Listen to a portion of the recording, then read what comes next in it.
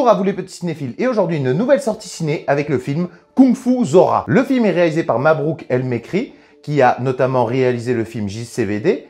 Alors en cherchant un petit peu, j'ai vu que le film s'inspirait de sa propre mère Zora, de sa fille de 8 ans et aussi de sa propre histoire familiale. Au casting, on retrouve l'actrice Sabrina Ouazani et l'acteur Ramzy Bedia. Et alors, de quoi ça parle? Persuadée qu'une rupture briserait le cœur de sa fille, Zora n'arrive pas à quitter son mari malgré les violences qu'il lui fait subir.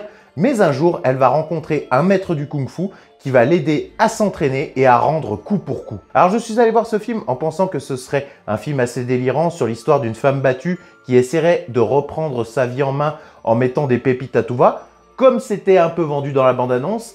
Mais au final, c'était pas trop ça et c'était même plutôt mauvais. En fait, tu as le personnage de Zora, une passionnée de films de kung-fu, qui débarque en France avec son nouveau mari et qui découvre qu'il n'est pas le mari si gentil et attentionné qu'elle pensait. On a le schéma classique d'une femme battue qui est pris justement dans l'engrenage vicieux d'un mari violent et possessif et qui ne veut pas le quitter pour ne pas faire souffrir sa fille. Elle essaie de se défendre de son mari violent en apprenant le self-défense à travers différents tutos, ce qui va l'amener à rencontrer un maître du kung-fu qui va lui apprendre des techniques de combat et lui apprendre à se défendre. Mais le problème, c'est qu'au final, je trouve le message du film assez toxique. Qu'est-ce que ça essaie de dire? Si vous vous faites taper dessus, que vous n'arrivez pas à le quitter, apprenez les arts martiaux pour apprendre à lui maraver la gueule à grands coups de latte dans la gueule. Il y a même certains propos que j'ai trouvé assez douteux avec ce film. J'ai même l'impression qu'on trouve des excuses à ces hommes violents. Ils ont un boulot de merde, ils boivent de l'alcool, etc., etc. Enfin, c'est vraiment limite. Alors oui, le réalisateur essaie d'insuffler un côté décalé en faisant des références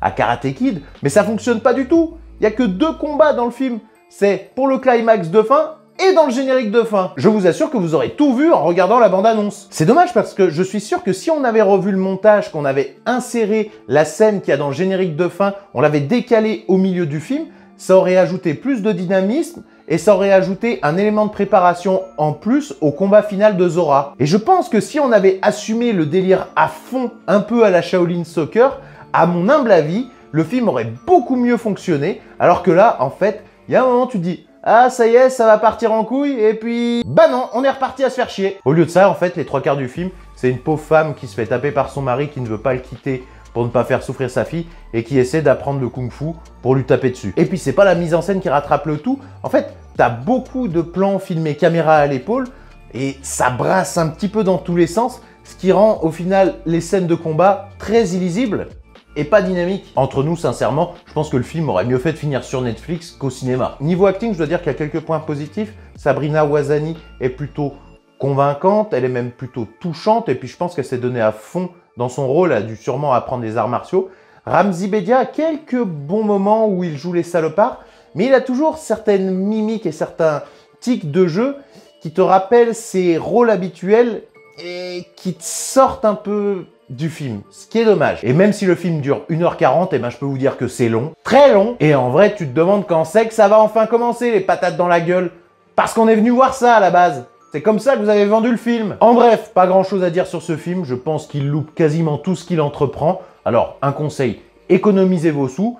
Pour ceux qui l'auraient quand même vu, faites-moi vos retours en commentaire. Et moi, je vous dis simplement, à bientôt!